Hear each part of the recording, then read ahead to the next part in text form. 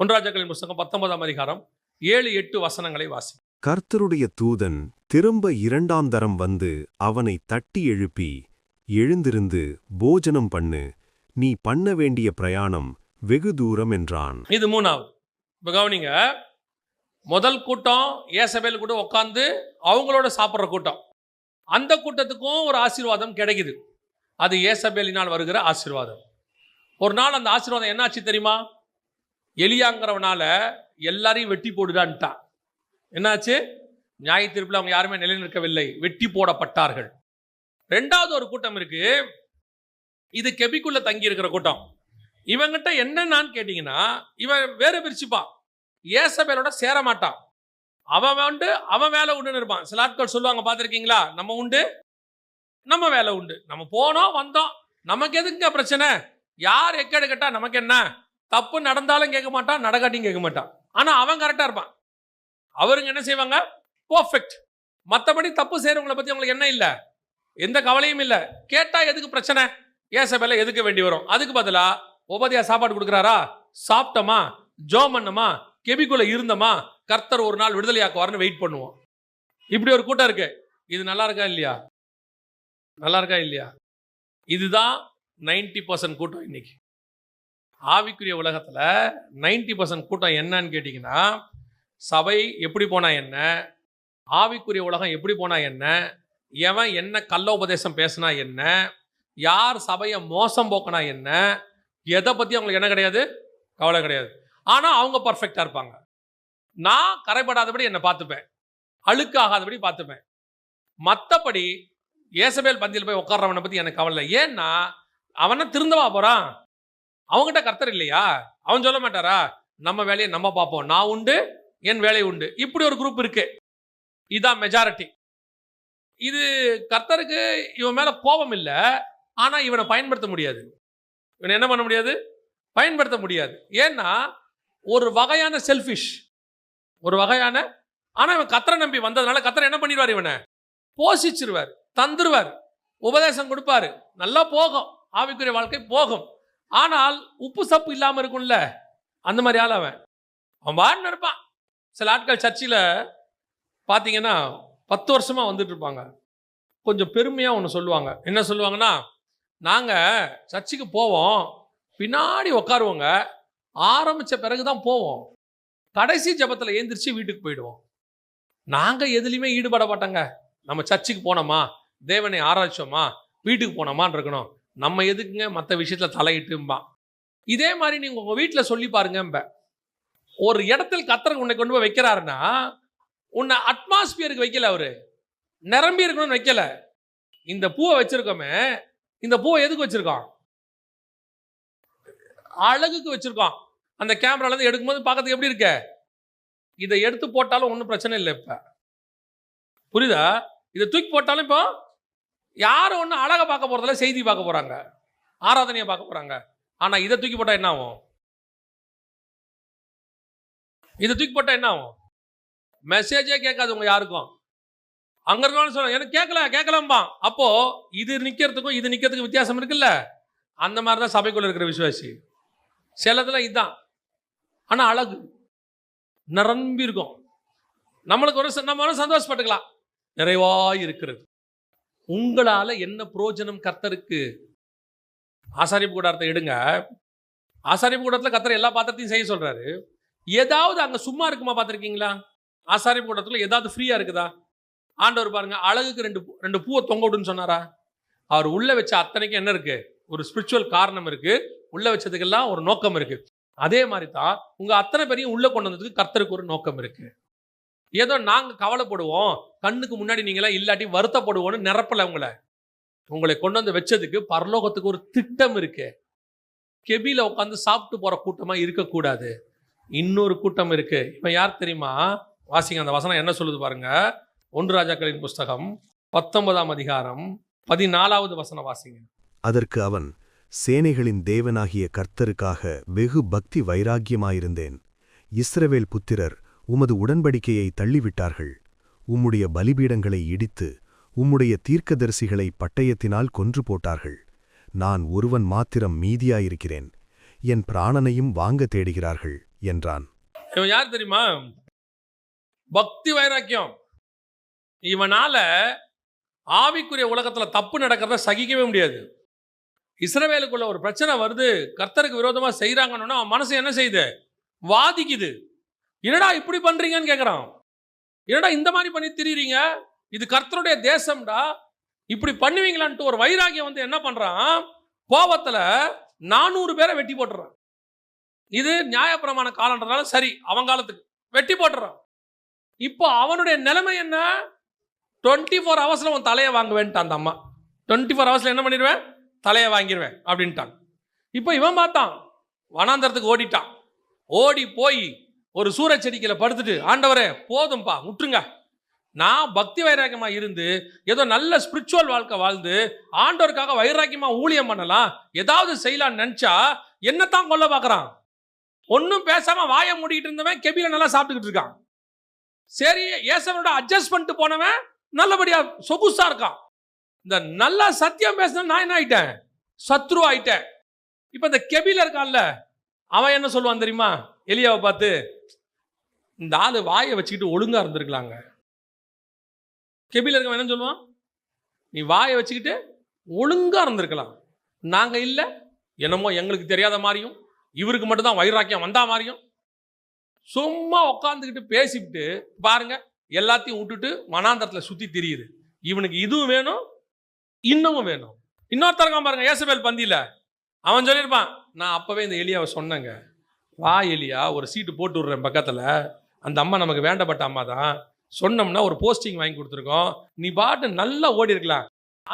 நல்ல talented fellow தாங்க அந்த பையன், பேச்சை கேட்காம இப்படி கெட்டு போயிட்டான், இவெல்லாம் பொழைக்க தெரியாதவன் அவன் சொல்லியிருப்பான். இவன் சொல்றான், என்ன ஆண்டவரே, அப்படிப்பட்டவன் நல்லா இருக்கான், இப்படிப்பட்டவன் கெபிக்குள்ள இருக்கான், நான் ஒருவன் மாத்திரம் இப்படி சுத்திட்டு இருக்கிறேன். ஆண்டவர் சொல்றாரு, எலியா அவன் சாப்பிட்றது ஏசபேல் சாப்பாடு, இவன் சாப்பிட்றது ஒபதியா சாப்பாடு, ஆனா நீ சாப்பிட்ற பத்தியா அது ஏன் சாப்பாடு. பரலோகத்திலிருந்து தூதனை அனுப்பி நான் உன்னை போஷிப்பேன், அது தழலில் சுடப்பட்ட அடையும் தண்ணீரும் வந்து உன்னை போஷிக்கும். உங்களையும் என்னையும் கத்தர் கொடுக்கிற எல்லாருக்குல்ல, அது ஹெவன்லி ட்ரெஷர். உங்களை எண்ணி நடத்துல அது பரலோகம் நடத்துது. நீ மனுஷனை நம்பி வாழ்றவன் அல்ல, கர்த்தரை நம்பி வாழ்கிறவன். நீ இம்மைக்காக வாழ்கிறவன் அல்ல, மறுமைக்காக வாழ்கிறவன். உன்னை கொண்டு கர்த்தர் வேறொன்னு செய்ய போறாரு. நீ ஏதோ வாழ்க்கையை வாழ்ந்தோம் சாவர வரைக்கும் சாப்பிட்டோங்கிறவன் இல்ல, நீ சாகவே மாட்ட, நீ எடுத்துக்கொள்ளப்பட்டு மேகத்துல அவரோடு கூட போக போற கூட்டம். அந்த கூட்டத்துக்கு இதுதான் வழி, இதான் ரூட், இப்படித்தான் போனோம். வனாந்தரத்தின் வழியாய் போக வேண்டியது அவசியம். இல்ல வனாந்தரம் வேண்டாம், நல்லபடியா போய் கெபில போட்டு பீஸ்ஃபுல்லா இருக்க இருந்துக்கோ, ஓ இஷ்டம். இல்ல இந்த பிரச்சனையெல்லாம் வேண்டாம், காலத்துக்கு ஏற்ற மாதிரி சூழ்நிலைக்கு ஏற்ற மாதிரி ஏசபேல கூட உட்காந்து சாப்பிட்டுப்போம். அதுக்கப்புறம் ஏசபேல் போன பிறகு எகு வருவான், எகு கூட போய் சேர்ந்துப்பான் ஒருத்தன். ஏசபேல் இருக்கிறவன் என்ன செஞ்சிருவான்? எகுடி போயிடுவான். எனக்கு அப்பவே தெரியும் எகு நீங்க தான் ஆட்சிக்கு வருவீங்கன்னு, நீங்க ஆட்சிக்கு வரணும் நான் ஜெபம் பண்ணேன் தெரியுமா. இவன் ஏசபேல்ட்டையும் உட்காந்துப்பான், எகுட்டியும் உட்காந்துப்பான். ஒரு நாள் வரும் வெட்டப்படுவான், ஒரு நாள் வரும் வெட்டப்படுவான். ஆனால் எலியாங்கிறவன் யார் தெரியுமா? அவனுக்கு ஒரு பக்தி வைராக்கியம் இருக்கு, ஆவியில ஒரு அனல் இருக்குது. அவனால இவன் எவனோடையும் ஒத்து போகவே முடியாது, இதோடு கூட ஒத்து போக முடியாது. என்னால ஏசபேல் கூட உட்காரவே முடியாதுங்க. சரி அமைதியா இருக்கியா? அமைதியாவும் இருக்க முடியாதுங்க என்னால. இவ்வளத்தையும் பார்த்துட்டு நான் எப்படி சும்மா இருப்பேன்? எனக்குள்ள என்னுடைய தேசத்துக்குள்ள, என்னுடைய கர்த்தருடையதான அந்த ஊழியத்துக்குள்ள இப்படி ஒரு தப்பு நடக்கும் போது என்னால எப்படி கேட்காம இருக்க முடியும்? ஆனா கர்த்தர் சொல்றாரு, நீ நிக்கிற உத்தமத்தில் கடைசி வரை உண்மையாய் இரு. இந்த உலகம் சொல்லும் தப்போட ஒத்து போன்னு போகாத போகாதீங்க. இயேசுநாதர் ஒத்து போயிருந்தாருன்னா சிலுவையே இல்லை. ஆமா தானே? இயேசுநாதர் ஒத்து போயிருந்தா சிலுவே இல்லைல்ல. யோவாசான ஒத்து போயிருந்தா கழுத்து தப்பிச்சிருக்கும்ல. கழுத்து தப்பிச்சு ஏரோதியாலோடு கூட வாழுவதை விட கழுத்து வெட்டப்பட்டு பரலோகத்துக்கு போவது மேல். எல்லாத்தையும் அட்ஜஸ்ட் பண்ணிக்கிட்டு இந்த பரிசேயரோட வாழ்வதை விட சிலுவையை எடுத்துக்கொண்டு நித்திய ஜீவனை சுதந்தரிப்பது நல்லது. இதுதான் கர்த்தர் எதிர்பார்க்கிற ஒரு வைராக்கியம். கர்த்தர் சொல்றாரு, வனாந்திரம் வரதான் செய்யும், எல்லாவனும் சேர்ந்து விரட்டுவான். ஏசபேல் பந்தியில் இருக்கிறவன் நல்லவன் மாதிரி பேசுவான், அறிவில்லைம்மா எல்லாம் சொல்லுவான். உபதியா கூட இருக்கிறவன் சொல்லுவான், நம்ம பாட்டு இருந்தா ஒரு பிரச்சனை வந்திருக்குமா, நாங்களாம் இல்லையா? ஆமாப்பா ஒரு பிரச்சனை இல்லைப்பா, நீ கெபிக்குள்ள மூடி கிடக்கிற ஆளுப்பா. ஆனா கர்த்தர் யாரை தேடுறா தெரியுமா? 100 அந்த உபதியாக்களுக்குள்ள அந்த 100 பேரை அல்ல, ஏசபேல் பந்தியில் இருந்த 400 பேரை அல்ல, கர்த்தர் ஒருவனை தேடினார். அந்த ஒருவன் தான் எலியா. அந்த ஒருவனாக உங்களை இருக்கும்படி கர்த்தர் அழைக்கிறார். நீ வா, கர்த்தர் உனக்கு வாக்கு பண்றாரு, உனக்கு ஆண்டவர் தீர்க்க தரிசனம் சொல்றாரு. அவருக்கென்று பக்தி வைராகியத்தோடு நீ வந்தினா உன்னை எடுத்து கர்த்தர் வல்லமையாய் பயன்படுத்த வல்லமை உள்ளவராய் இருக்கிறார். யோசிச்சு பாருங்க, அந்த 100 பேருடைய பேர் நமக்கு தெரியாது, தீர்க்கதரிசி பேரு. 400 பேர் தீர்க்கதரிசியோட பேர் தெரியாது. ஆனா ஒரு எலியாவுடைய பெயர் இன்னைய வரைக்கும் 4000 வருஷமாய் எழுதப்பட்டிருக்கிறது, சொல்லப்படுகிறது, பேசப்படுகிறது, பிரசங்கிக்கப்படுகிறது. மீண்டும் எலியா வருவான் என்று சொல்லப்படுகிறது. அந்த அளவுக்கு கர்த்தர் உன்னை உயர்த்த வல்லமை உள்ளவராக இருக்கிறார். அல்லேலூயா. பல நேரங்களிலே இந்த ஓடுற கூட்டம் இருக்குல்ல, வேற வழி இல்லை, ஓடித்தான் ஆகணும். சில நேரத்தில் எதிர்ப்புகள் அதிகமாக இருக்கும். சத்தியம் பேசும்போது நீ சத்ருவா மாறத்தான் செய்வ. நீ கர்த்தருக்காக கரெக்டா வாழணும் டிசைட் பண்ணும்போது 4 பக்கத்துல இருந்து நெருக்கம் வரத்தான் செய்யும். உண்மை நல்லா கவனிச்சு பாருங்க. இந்த ஏசபேலோட இருக்கக்கூடிய வழிபாட்டு தலங்கள்லாம் இருக்கும், ஏசபேல் வழிபாட்டு தலம். அதுல போனீங்கன்னா உங்களுக்கு ஒரு பிரச்சனை இருக்காது, அது எல்லா இடத்துலயும் இருக்கும். அதே நேரத்தில் ஒபதியா கூட சேர்ந்துக்கிட்டு அட்ஜஸ்ட் பண்ணி போற வழிபாட்டு தலங்கள் நல்லா இருக்கும். ஆனா வைராக்கியமா இருக்க வழிபாட்டு தலத்துக்கு தான் எதிர்ப்பு வரும். இங்கே ஏன் கட்டுறேன், இங்க என்ன பண்றேன், உன்னை இடிப்பேன் எல்லாம் சொல்லுவான். ஆனா கர்த்தர் ஒரு நாள் நமக்காக வழக்காடுவார். அதெல்லாம் ஒரு நாள் இல்லாமல் போகும். நம்மை கர்த்தர் நிலைப்படுத்த வல்லமை உள்ளவராக இருக்கிறார். அல்லேலூயா. இப்ப இந்த 3 இடத்துல நீங்க எங்க இருக்க போறீங்கன்றதா கடைசி கேள்வி. 3 இடத்துல நீங்க எந்த இடத்துல இருக்க போறீங்க? ஒன்னு ஏசபேல் கூட இருக்கலாம், முடிவு வெட்டப்பட்டு சாவீர்கள். எதை பத்தி பேசாம அந்தந்த நேரத்துக்கு ஏற்ற மாதிரி, சூழ்நிலைக்கு ஏற்ற மாதிரி அப்படியே தன்னை மாத்திக்கிட்டு அட்ஜஸ்ட் பண்ணிக்கிட்டு, பாவங்கலாம் பேசக்கூடாது, பாவத்தையும் பண்ணிக்கணும், பரிசுத்தமாகவும் இருந்துக்கணும், அந்த பந்தியிலையும் படுத்துக்கணும், பேய்களின் பந்தியிலையும் எடுத்துக்கணும், தேவ பந்தியிலையும் இருந்துக்கணும், அப்படியே போயிடணும் அப்படின்றவங்க முடிவு என்னன்னு இருக்காங்க. இன்னொன்று இருக்கு, நான் பாவம் செய்யலைங்க, அதே நேரத்தில் எனக்கு வைராக்கியம்லாம் கிடையாது, எனக்கு பிள்ளை குட்டி இருக்குது, குடும்பம் இருக்குது, நான் பாட்டு இப்படி ஓட்டிட்டு 3 வேளை சாப்பாடு கிடைக்குதா, 2 பிள்ளைகளை படிக்க வச்சோமா, இப்படியே போனோமா, யாரை கேட்டால் நமக்கு என்ன, நம்ம பாவம் செய்யல, பாவத்துக்கு துணையும் போல, நான் உண்டு, என் மேல உண்டு, நான் மறைவா இருக்கிறேன், இருந்துட்டு போ, பிரச்சனை இல்லை. ஆனா கர்த்தருக்கு இப்ப தேவை யாருன்னா, நான் மாத்திரம் பக்தி வைராக்கியமா இருந்தேன், அந்த ஆள் இப்ப கர்த்தருக்கு தேவை. ஏன்னா அவனை கொண்டுதான் கடைசி எழுப்புதல் இங்கே வரும். ஆண்டவர் வர்றதுக்கு முன்னாடி கர்த்தருக்கு திறப்பில் நிற்கத்தக்க ஒருவனை தேடினார். அந்த ஒருத்தனை வச்சு தான் கர்த்தர் செய்வார். நீ தனியா தான் நிற்ப, யாரும் உன் கூட இருக்க மாட்டாங்க, நீ எல்லாரும் உன்னை ஏளனமா பேசுவாங்க, ஏன் உனக்கு அறிவில்லைன்னு கூட சொல்லுவாங்க. ஆனால் உன் ஒருத்தனோடு தான் கர்த்தர் நிற்க போகிறார். அந்த ஒருத்தனை தான் கர்த்தர் தேடுகிறார். ஆண்டவர் அந்த ஒருத்தன் வந்துட்டானா அவன் பட்சத்தில் கர்த்தர் நிற்பார். நீங்கள் அந்த ஒருத்தனா என்பதுதான் கேள்வி. இனி காலையில் கர்த்தர் உங்களுக்கு ஒரு அழைப்பை கொடுக்கிறார். இந்த கடைசி காலத்தில் கர்த்தருக்கென்று ஒரு வைராக்கியம் உள்ள கூட்டத்தை கர்த்தர் எழுப்ப விரும்புகிறார். ஒரு அத்தனை பேரில் ஒரு 120 பேர் கர்த்தருக்கு கிடைச்சாங்க. ஆண்டவர் உலகத்தையே தலைகீழ மாற்றிட்டார், கலக்கிறவங்களா மாற்றிட்டார். அதே மாதிரி இப்போ கடைசியாக கர்த்தருக்கு அப்படி ஒரு வைராக்கியம் உள்ள வாலிபர்கள் தேவை, வைராக்கியம் உள்ள ஆண்கள் தேவை, வைராக்கியம் உள்ள சகோதரிகள் தேவை. உங்களை கொண்டு கர்த்தர் பெரிய காரியம் செய்வார். கண்டிப்பாக சொல்கிறேன், வனாந்தரத்தின் வழியாக தான் கடந்து போக வேண்டி வரும், நிச்சயம் வரும். ஆனால் முடிவு சம்பூர்ணமாக இருக்கும். அந்த உத்தரவாதத்தை கர்த்தர் நாமத்தை கொண்டு நான் சொல்லுவேன். ஏன்னா இதுவரைக்கும் எனக்கு தெரிஞ்சு வனாந்தரத்தில் ஒரு பரிசுத்தவான் கூட செத்து போனதே கிடையாது. கர்த்தர் உயர்த்தி தான் வைத்திருக்கிறார். உனக்கு என்ன வயசுங்கிறத பற்றிலாம் கவலையே இல்லை. நீ 18லயா இருக்கலாம், இல்லை 81 கூட இருக்கலாம். கர்த்தர் 70 வயசுல ட்ரம்பை ஜனாதிபதியாக்கி அவரை கொண்டு செய்ய வேண்டிய காரியத்தையும் செய்வார். 30 வயசுல இயேசுவை கொண்டு செய்ய வேண்டிய காரியத்தையும் செய்வார். ஆண்டவருக்கு தேவை ஏஜெல்லாம் இல்லை, வைராக்கியம் உள்ள அந்த ஒருத்தன். அது நீங்களா இருப்பீர்களானால் கர்த்தர் உங்களை பயன்படுத்த விரும்புகிறார். அல்லேலூயா. நாம் ஜெபிக்க போகிறோம். எந்திரிக்கலாமா தேவ சமூகத்தில்? இப்ப கர்த்தர் தேடுறது அந்த ஒரு மனுஷனை தான். அந்தந்த காலகட்டத்தில் கர்த்தருக்கு அந்த ஒரு மனுஷன் கிடைப்பாங்க. 16ஆம் நூற்றாண்டுல ஒரு மனுஷன் கிடைச்சாரு கர்த்தருக்கு, மார்ட்டின் லூத்தர், ஒரே ஒரு மனுஷன். அவரை கொண்டு இந்த 400 வருஷம் கர்த்தர் பெரிய காரியத்தை செஞ்சிருக்கிறார். 450 வருஷம். அதான் ஆண்டவருக்கு தேவை. அதே மாதிரி இப்ப கர்த்தருக்கு அடுத்த ஒரு மனுஷனை தேடினார்.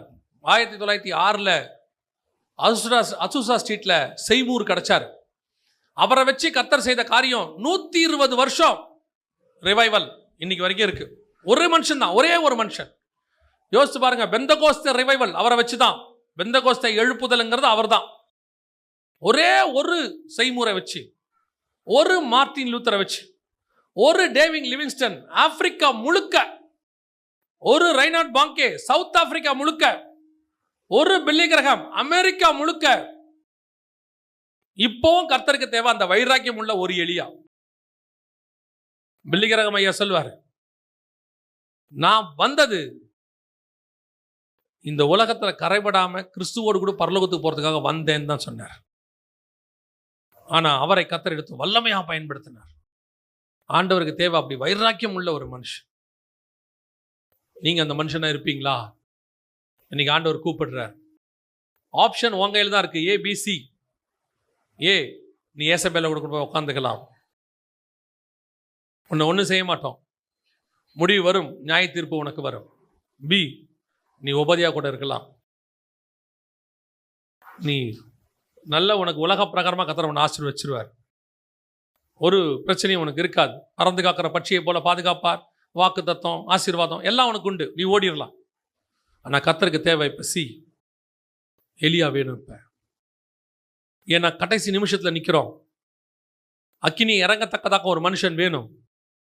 பனியும் மழையும் பெய்யாதபடி தடுக்கிற ஒரு மனுஷன் வேணும். பனியும் மழையும் திருப்பி பெய்ய வைக்கிற ஒரு மனுஷன் வேணும். வெகு பக்தி வைராக்கியம் உள்ள ஒருத்தன் வேணும். வெகு பக்தி வைராக்கியம். ஆண்டவர் கேட்கிறார், நீ அந்த மனுஷனா இருப்பியா? உன்னை அந்த மனுஷனை நான் மாற்ற விரும்புகிறேன். உனக்கு அந்த அபிஷேகத்தை நான் கொடுக்க விரும்புகிறேன். கர்த்தருடைய கண்கள் பூமி எங்கும் உலாவுகிறது. ஒரே ஒரு மனுஷனை தேடி உலாவுது கண்ணு. ஆண்டவர் கையில் ஒப்படைப்போமா? ஆண்டவரே, நான் என்ன தரேன்? ஆண்டவரே, நான் என்ன தரேன்? நீங்க எங்க நடத்தினாலும் நான் நடக்கிறேன். கேரி தாற்றங்கரைக்கு போக சொன்னா நான் போறேன். சாரிபாத்துக்கு போக சொன்னா நான் போறேன். வனாந்தரத்துக்கு பெயர் சபாவுக்கு போக சொன்னா நான் போறேன். தமஸ்குவின் வழியா வனாந்தரத்துக்கு போக சொன்னா நான் போறேன். எரிகோவோ கில்காலோ பெத்தேலோ யோர்தானோ எங்க போக சொன்னாலும் நான் போறேன். கடைசியா மேகத்துல எடுத்துக்கொள்ள விடுகிற வரைக்கும் நீங்க எங்க சொன்னாலும் நான் போறேன் ஆண்டவரே. அப்படி ஒரு வைராக்கியம் உள்ள இந்த கூட்டத்தில இருந்து ஒரு சிலராவது கர்த்தருக்காக எழும்பி பிரகாசிக்க, லாஸ்ட் மினிட், லாஸ்ட் சான்ஸ் ஆண்டவர் கேட்கிறார். உண்மையா சும்மா கையெல்லாம் தூக்காதீங்க, வேஸ்ட். நீங்க சும்மா கை தூக்குனா பரலோகம் உங்களை பார்க்கும், பரலோகத்துக்கு தெரியும் நீங்க யாருன்னு. உண்மையா அந்த வைராக்கியத்தோட, ஆண்டவரே அந்த பக்தி வைராக்கியத்துக்கு உமக்காக நிற்க என்னை நான் தருகிறேன். நான் வரேன் ஆண்டவரே உங்களுக்காக. என்கிட்ட ஒன்றும் இல்லைப்பா, வெறும் கையை தான் வனாந்தரத்துக்கு வரேன். ஆனால் நான் வர்றேன் ஆண்டவரே, என்னை கொண்டு எதாயிலும் செய்யுங்கப்பா. அப்படி வைராக்கியமாக ஒப்பு கொடுக்குறவங்க மட்டும் சும்மா எல்லா கூட்டத்திலையும் போய் கையை தூக்கிட்டு நிற்கிற மாதிரி, ஆனலும் இல்லாமல் குளிரும் இல்லாமல், எதுக்கு கையை தூக்குறோன்னு கூட தெரியாமல், சும்மா பழக்கத்தில் ப்ராக்டிஸில் எல்லா கூட்டத்திலையும் கை தூக்குற ஒரு ஒன்றுமில்லாத கூட்டம் ஒன்று இருக்குது. அந்த கூட்டமாக கை தூக்காம நீங்கள் எல்லாம் சும்மா கையை வச்சுட்டு ஜோம் பண்ணிங்கன்னா மட்டும் போதும். உண்மையிலேயே ஆண்டவருக்காக வெகு பக்தி வைராக்கியமாய் நான் வர ரெடியாக இருக்கிறேன் ஆண்டவரே அப்படிங்கிறவங்க மட்டும் உங்கள் கரங்களை ஆண்டவருக்கு நேராக உயர்த்தி, ஆண்டவரே என்னை நான் தருகிறேன். இந்த லாஸ்ட் மினிட்டுக்கு, இந்த கடைசி ரவுண்டுக்கு, ஆண்டவரே இந்த வருகைக்கு போகிறதுக்கு முன்னாடி ஒரு கூட்டத்தை ஆதாயம் பண்ணுறதுக்கு, அப்பா எனக்குள்ள இருக்கிற அந்த அனலை பத்தி எரிய வைக்கிறதுக்கு ஏதாவது நான் செய்யணும். கர்த்தர் சொல்ற வார்த்தை, நீ அக்கினிக்கு தப்பின கொள்ளி, அக்கினிக்கு தப்பின கொள்ளி. உன்மேல் கர்த்தர் புது வஸ்திரத்தை போட விரும்புகிறார். வெள்ளியினாலும் தங்கத்தினாலும் ஒரு கிரீடத்தை செய்து உன் தலையின் மேல் வைக்க விரும்புகிறார். பிரதான ஆசாரியன் யோசுவாவுக்கு கர்த்தர் என்ன செய்தாரோ அதை ஆவிக்குரிய விதத்தில் உனக்கு செய்ய விரும்புகிறார். புதிய ரட்சிப்பின் வஸ்திரம், புதிய அபிஷேக கிரீடம் உனக்கென்று பரலோகம் பக்தி வைராக்கியம் காட்டும். இவன் என்னுடையவன் சொல்லும். நீ மட்டும் உன்னை ஒப்பு கொடுத்து வைராக்கியமா கரங்களை உயர்த்தி ஆண்டவர்கிட்ட, ஆண்டவரே நான் என்னை தருகிறேன் ஆண்டவரே. கர்த்தர் பட்சத்தில் நான் நிற்கிறேன்னு சொன்னா கர்த்தர் சொல்றாரு, உன் பட்சத்தில் நான் நிற்கிறேன். ஒப்பு கொடுப்போமா கரங்களை? அதனால ஆண்டவருக்கு யார் அப்படி மற்றவங்க மட்டும், மற்றவங்க எல்லாம் நீங்க உங்களுக்காக ஜெபம் பண்ணுங்க போதும். அப்படிப்பட்டவங்க மட்டும் கரங்களை ஆண்டவருக்கு நேரா வைராக்கியமா நல்ல தகப்பனே, சர்வ வல்லமையுள்ள ஆண்டவரே, எங்கள் சபையிலிருந்து கடைசி கால எழுப்புதலுக்கென்று நீர் ஆயத்தப்படுத்தி கொண்டிருக்கிற உம்முடைய சேனைக்காக உமக்கு நன்றி. புதிதும் கூர்மையான எந்திரத்தை உருவாக்கி கொண்டிருப்பதற்காக ஸ்தோத்திரம். பலவான் கையில் உள்ள அம்புகளை நீ தயார் பண்ணி கொண்டிருப்பதற்காக ஸ்தோத்திரம். என் காரியமா யார் போவான் என்ற கேள்விக்கு இதோ ஒரு கூட்டம் கரங்களை உயர்த்தி நான் போகிறேன், என்னை அனுப்பும் என்று நிற்கிறதுக்காய் ஸ்தோத்திரம். இதுவரைக்கும் இருந்ததை பார்க்கிலும் இன்னும் ஒரு அபிஷேகம், இதுவரைக்கும் இருந்ததை பார்க்கிலும் இன்னும் ஒரு மகிமை, இன்னும் ஒரு அத்தாரிட்டி ஆண்டவரை, இன்னும் அவங்களுக்கு நீர் முன்பாக போய் அவர்களுக்கு கோணநாளமைகளை சபையாக்கி அடைக்கப்பட்ட கதவுகளை உடைத்து திறந்து அவர்களை கொண்டு நீர் பெரிய பொக்கிஷத்தையும் புதையல்களையும் எடுக்க போறதுக்காய் ஸ்தோத்திரம். ஆண்டவரே, எங்கள் சபை இந்த வருஷத்திலிருந்து ஒரு முன்மாதிரி சபையாக, அநேகரை உருவாக்குகிற சபையாக, இன்னும் இங்கிருந்து புறப்பட்டு போய் தேசம் எங்கும் ஆண்டவரே உம்முடைய நாமத்தை பறைசாற்றுகிற ஒரு சபையாக, அநேக ஊழியர்களுக்கு முன்மாதிரி உள்ள ஒரு ஊழியராக நீ நிறுத்த போற தயவுக்காய் உமக்கு நன்றி. ஆசீர்வச்சிருங்கப்பா, உடைய மகிமை மூடட்டும். இங்க இருக்கிற யாருமே ஆண்டவரே இயேசபேல் பந்தியில உட்காராதபடி பாதுகாத்துக் கொள்ளு. ஒபதியாவினுடைய பந்தியில் இருக்கிறவர்கள் அத்தனை பேரும் உம்முடைய பந்திக்கு வந்து சேர கிருபை பாராட்டும். மகிமை மூடுவதாக எங்கள் ஆண்டவர் இயேசு கிறிஸ்துவின் நாமத்தில் பிதாவே.